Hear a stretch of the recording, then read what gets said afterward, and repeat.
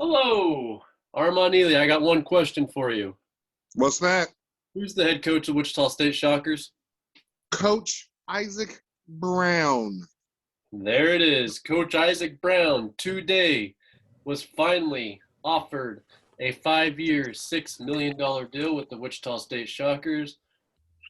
The news that Shocker fans have been waiting for all season, well, not all season long, but since about the end of January. We didn't know if it was going to come at the end of the season. We didn't know if it was going to come now. We didn't know.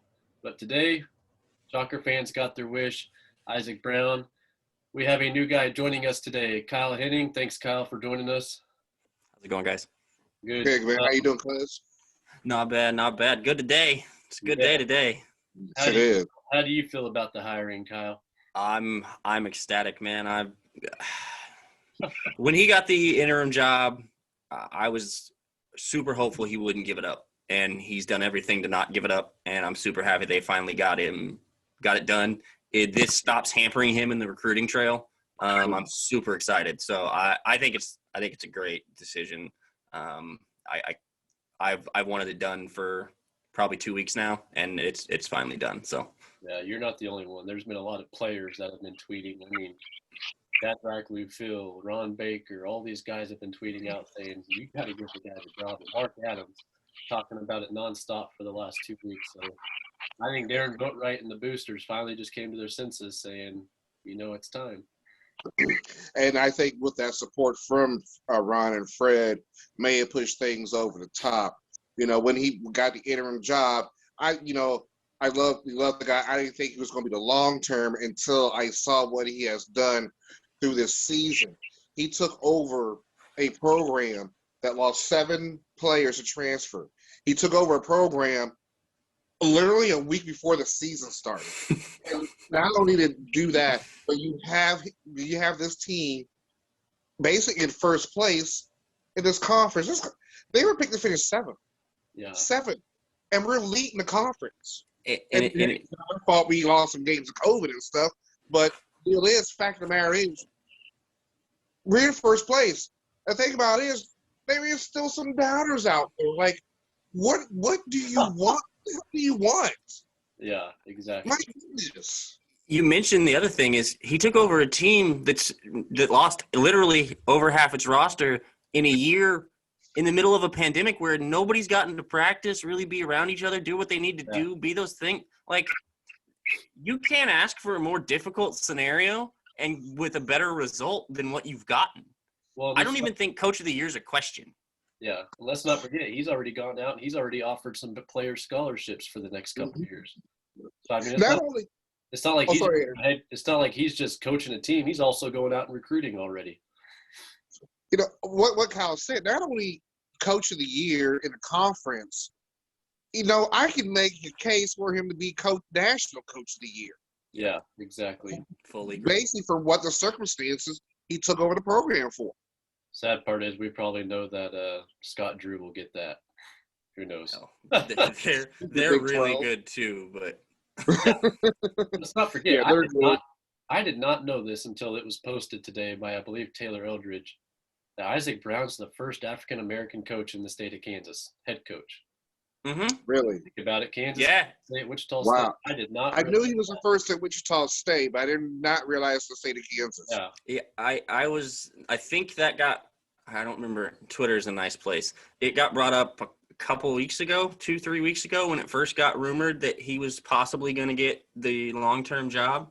And it was out there that, nobody has hired a D1. I know at least at the D1 level. I don't know if it's literally anywhere in the college ranks in Kansas, because there's a bunch of, Division II, NAIA, all those. But at least at the D1 level, no, he's the first. Kyle, you're right. It's D1. A buddy of mine, RJ Allen, is over at Newman. Coach Ron Allen's son is at Newman for the past couple of years. Good family too, by the way. Yeah. So that's another thing, but especially at Wichita State, where we know it's never been a thing at Wichita State. But he's done more with more obstacles this year than anyone could have expected, especially with the circumstances that led to the obstacles at the end, leading into how this all transpired. Yeah. let's not forget, me and Armand have talked about this all year long on our podcast ever since, basketball started. We noticed, we texted each other the first game against Missouri. We only had 8 players. We know that. But we just text each other saying these guys are just much more relaxed. I mean, they're not tense like when they make a bad play. Oh, crap, Greg Marshall's bringing in somebody else. I'm going to have to go sit. When they make a bad play, Isaac Brown doesn't do that. He gives those guys those second chances. And that was the thing about Greg Marshall. You make a bad play, he's taking you off the court. And I think that's why those guys were so tensed up under Greg Marshall. And now they're just way more relaxed. They know they're going to get their playing time. And yeah. So I've played for coaches of both varieties throughout the years in different sports, obviously. And there's different methods for sure. Obviously, there's limits to both methods, or to the one method. You can't go to certain levels with it. Yeah. That's part of what led us here. But are there different styles of coaching? Yes. Do they react differently? Yeah. I think there's a couple of factors that factored in. They're definitely looser, and it's definitely more of a player's coach mentality from IB. But hey, man, what works. If all it is about connecting to your players, if you can get across and get through to your guys, and however you do it, as long as you do that well, and X's and O's basketball, you can do this. And he's done it, and he's now it's, can you do it and do it consistently and build a program or continue a program and continue to stock the coffers with talent and continue to get those results? Because you're right, we were picked 7th. We weren't supposed to be anywhere near where we're at, and now there's expectations. Now, how do you do when the expectation lights are on? Because this year, that's the other reason I think they were a little looser. These last years, there's expectations going into these seasons. You're supposed to be good. You're supposed to be ranked. You're supposed to do this. This year, they weren't expected really to do anything, especially with all the turmoil and everything that's taken place. Yeah. They weren't expected to be here. So it allows them to be looser, but I think you said the key earlier, the players' reactions, and not just the former ones, the current ones. Morris Udezi just tweeted a few minutes ago, the video from the Shockers. I encourage you guys to go look at some of the current players' tweets too. They love this dude. Yeah. And that says it all. If your players buy into what you're doing, you're going to get, 110% max support, full effort out there. When they buy in, you see that at any level, even college, high school, pro level. When players buy into what you're doing, you're going to have tremendous major success. Mm-hmm. Yes. And here's one question, because my dad and I talked about this on my way home tonight from work when I called him about the news, because he doesn't do social media, so he doesn't get any of this news. I have to call him for it. He's old school. But we were talking, would Wichita State have the record they do now if Greg Marshall was head coach still? Would they have come from behind down 14 to Houston? Would they come from behind against the other teams? I mean, we never know, but in my opinion, I really think they wouldn't. I think they'd maybe be 10-7. I mean, that's just my thought. It's hard to tell. You never know. Trying to do the look back thing is tough with this. I don't know to say, because you're not dealing with the expectations change if he's still here, because he's still here. The environment's obviously not exactly how it is now. I can't speak to the environment because I haven't been in the locker rooms or around the team, but it's got to be a different feel from just the overall on the sideline demeanor and change.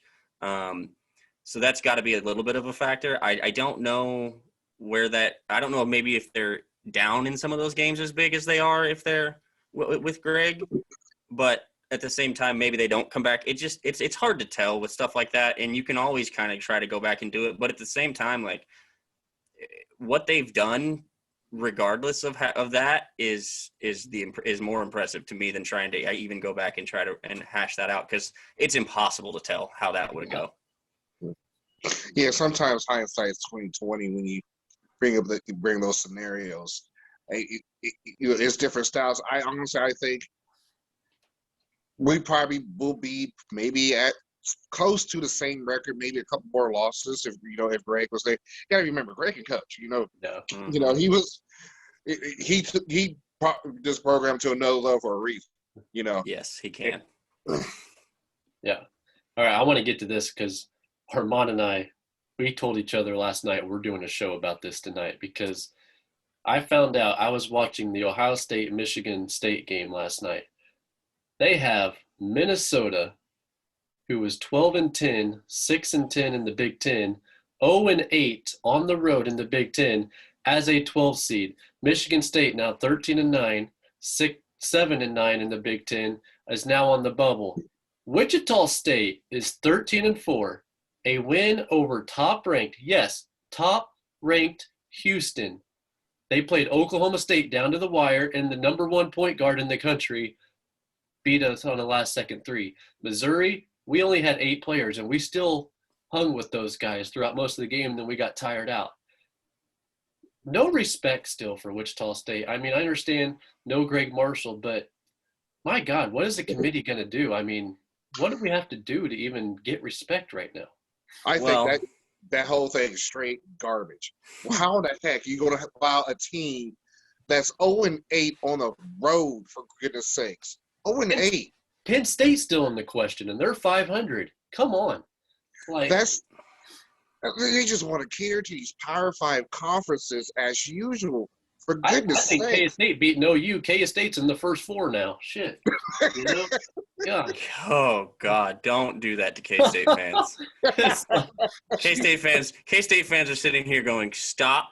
No!" Because we have the only reason that we still have the coach that we have is he lucked into making a tournament and then made a deep run in a tournament he should have never been in to begin with. That's the only reason he's still there. So don't jinx them and have him somehow stumble his way into a tournament with this team that is literally one of the worst basketball teams I think I've watched in a long time. Coming to America, he ain't lying. Yeah, that's so bad, and yet, oh my Lord, don't do that to K-State fans. Don't do that to them. The bubble talk though is bonkers. It's not surprising because this is normal. We do this every year. This is a wash, rinse, repeat subject. We get the no love, respect, no thing. It's not a surprise. The team had to be undefeated and had to play a 9th-seeded Kentucky team. Exactly. That was arguably one of the best basketball teams ever assembled in the college ranks and was a 9 seed. Yeah. So, I mean, it's not new. Now, is it annoying? Sure. There's also places that are actually like aware of things. I think I saw a power ranking from, it was either ESPN or CBS Sports that had us like 24th or 25th in college basketball in the power rankings. So there's some places starting to realize that they actually they belong in this tournament. And they do belong in the tournament. And if they're not in the tournament, I don't know what it's going to take to get people to pay attention. But they took number 6 Houston and smacked them in the mouth. Let's not forget, I think it was I can't remember if it was the 2016, 2017 NCAA tournament. Wichita State got in as a 10 seed, had to play Dayton as a 7, and the Dayton coach, which was Archie Miller at the time, was upset because he thought Wichita State should have been at least a 7 or a 6 seed, and so he had to play in his mind a 7 seed. And we went out and we showed that we should have been a higher seed. I mean, forget the next round we got beat to God you know who, and then but still down the wire too. Yeah. Yeah, just like the 2014 ones. But, yeah, I mean, I don't know what's going to take. I mean, finally Jeff Goodman likes us now because he's a Greg Marshall hater, and Greg Marshall's gone, so now he's giving us respect. Dude, look, I'm not one to sit here and talk about how media covers things or how people cover things because everybody's entitled to cover things their own way. But I have never been one to understand personal grudges. Like Goodman in the media with like people that you cover. Like I get not necessarily having a fantastic relationship with someone, but I don't understand the personal grudge thing. I will never really understand that. He did his job on the reporting side of things. Did he take it to different levels in certain instances? Absolutely. I don't know. He's giving us respect now, I guess, because Greg's gone. I don't know if that's just been what's been holding him back for the last 8 years from giving us respect or not, but you started to see it. And the other thing, when you talked about the hiring earlier, it wasn't just the players, former players and stuff. Myron Metcalf, you had Fran Fraschilla, you have a lot of the guys that cover. Reese Davis, I think, tweeted it out too, talking about him getting a job that he deserved. And that, I think, is the biggest thing, is he got what he earned. He went and earned this job, and he got it, and now it's where it needs to be. But that's the kind of the things that stuck out for that. So, and to the point, with our record, we only play the teams that are in front of us, and we've done that job. This year going in with the pandemic, losing that Cancun tournament, that's not our fault. That's just the way things are. The good teams, even before we dropped out, all the good teams that dropped out of that, the Duke, the Creighton, another team that was supposed to be there. Another Dayton too. Dayton was in there. Yeah, absolutely. It's not our fault that we lost those games because of cancellations. You can only play the teams that are in front of you and take care of business, which this Shocker team has done. But I will say this: I'm not happy with the AAC commissioner right now, because I talked to you about this at work today. AAC rescheduled for next week, but instead of giving Wichita State a meaningful game, now we're stuck with at Tulane, at Temple. I mean, if we win those 2 road games, yeah, that helps us. But, give us at Cincinnati. We haven't played them at 3rd place yet. Or give us Memphis at home. Give us a meaningful game that will help our net ranking and that will get us closer to the at-large bid. Because right now, Wichita State's most likely going to have to get to the semis to get an at-large in the conference tournament. That's my opinion. Well, and I think, and it also depends on who they beat to get to the semis in the conference tournament, because with the record, with what they're not getting respect-wise, giving us Temple and Tulane, and I'm not knocking programs, but we know what resumes have to be and where these wins have to rank in certain quadrants for them to count correctly. And those 2, while being road games, aren't going to qualify in the quadrants that they need to be real resume builders. Yeah, absolutely. That's just, it seems like he wants to cater to, Houston and Memphis. Memphis has Penny Hardaway and, a roster where they possibly have some NBA draft picks to want to showcase. We have some NBA draft picks too. Yeah, exactly. Everybody in the nation knows Etienne. If you don't know Etienne, you're in trouble when you play us. You're gonna find out really fast if you don't know who Etienne is. Or Dexter Dennis, who's had the most score chase down blocks I've ever seen this year. He will score 20 points on you in a hurry, and you won't know what happened. And Dexter, he's starting to figure out his shot again. Yeah. From what it looks like, and if he starts to figure out how to score the basketball again, good luck. Well, let's not forget Gilbert got hot the last 2 games. This team becomes a totally different animal with Dexter firing on all cylinders on the offensive end, because they've got enough other scoring around them too that they can become a real problem, and they play defense. This is the first time I've looked at this team in a couple of years and thought that they have the mentality that Shocker basketball became known for and what they do. They're tough. They get on the floor. They get after you. They play defense. They're aggressive. They're smart. They're young. They're going to have they've had some growing pains. This is a team that don't sleep. If they're hot, look out. Well, if we can get Bilal off that injury, man, he's looked terrible because he hasn't had any practices. He hasn't had a chance to play. You're not going to expect a guy that has missed about 40 practices to come out and just shine. I mean, that shot he put up against, God, I don't know who it was. It was ugly, but we have to think that this guy has not practiced a lot. He's had that knee injury. He's been battling for 2 years now. I wish he could get healthy, because I feel like he could be a beast. Morris Udeze, when he doesn't score, he's a defender. When he doesn't defend, he scores. And when you get both of those in the same game, our inside game is strong. Yeah, Mo's been so much improved again this year and continuing to be dominant inside, and he's shown he can step out and he can do a little bit and shoot. It's been nice to watch him fully develop that offensive side and then be the complete side of the defensive end. He's a rim protector. We haven't had a rim protector in a while. Right, exactly. And finally, a good thing for Morris, he's over those injuries, especially that shoulder injury he had, his first few years here at Wichita State. You look at him, he's finally playing at 100% and showing what he can do both offensively and defensively. I gotta say, I've never seen a guy improve his free throw percentage by about 35% in 1 year. Practice.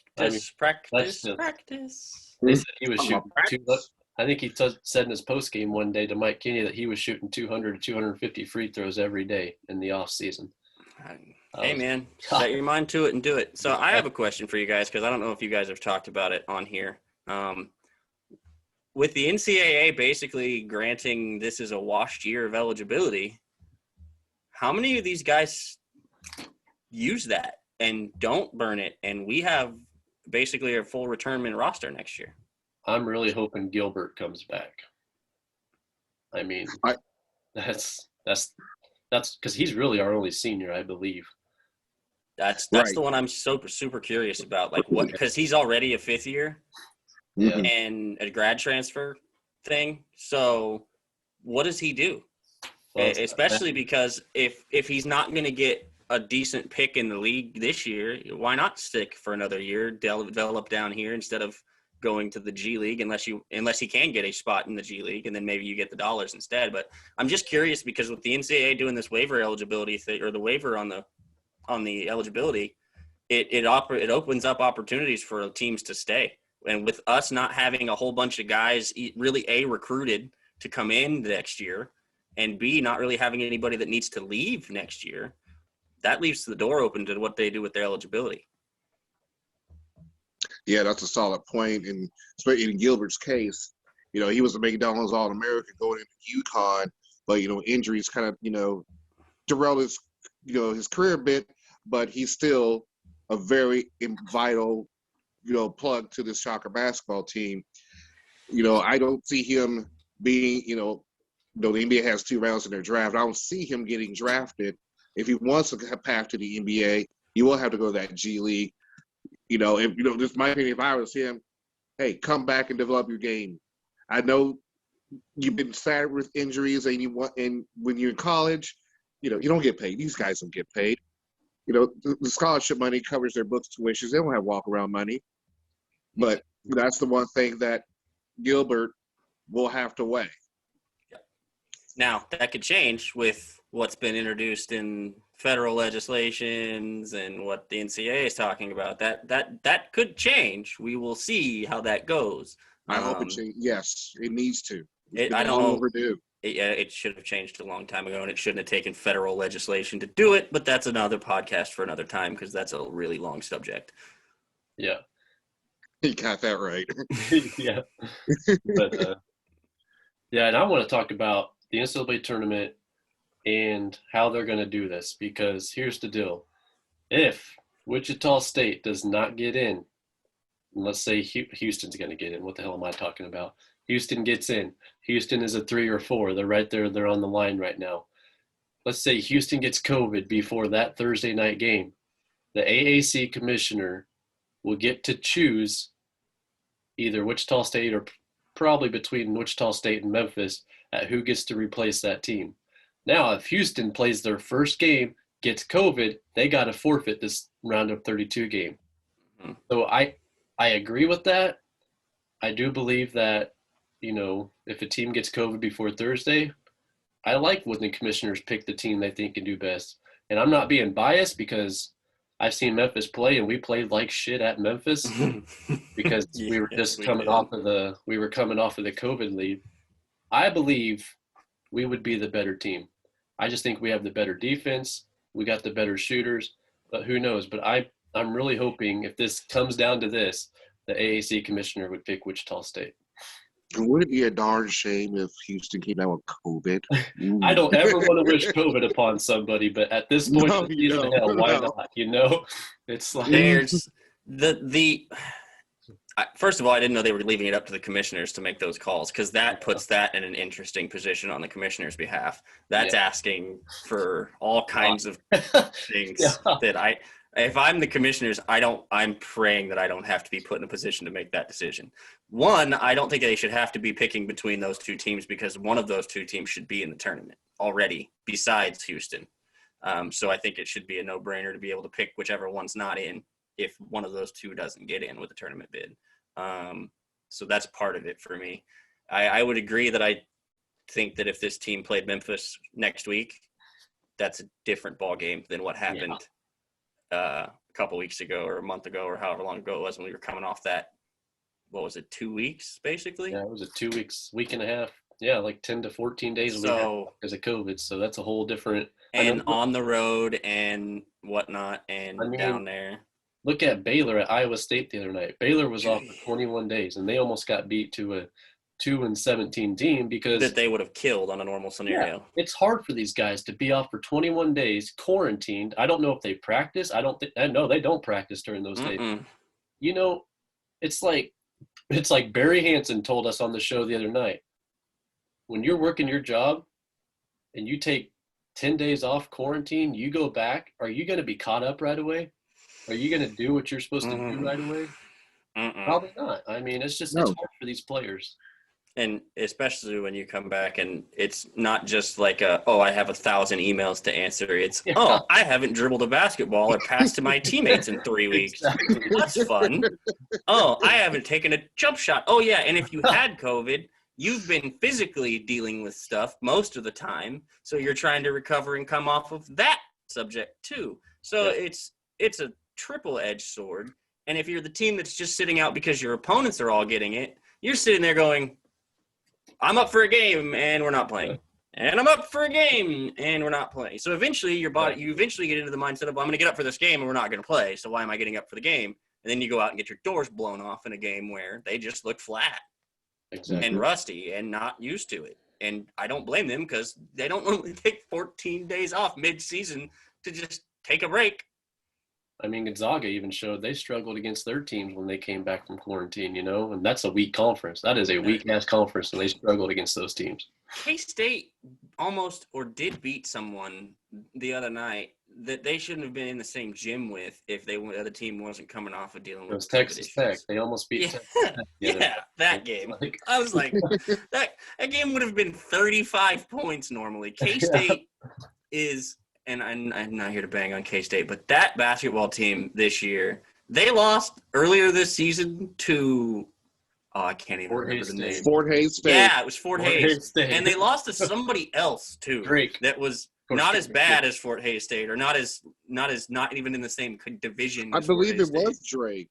Yeah, but Drake went on a run after that before they lose their top two scorers. Yeah, that's and they just. But Bruce has got to be gone. I would think there's no way that he. State already said they're keeping him around, but teams always say that, and then stuff happens in the off season. So exactly. Good luck. Yeah. All right. Again, there's our show. Isaac Brown, head coach, Wichita State, 5 years, $6 million. Yes. Shocker fans are excited. I'm excited. Can't wait to see what the future brings.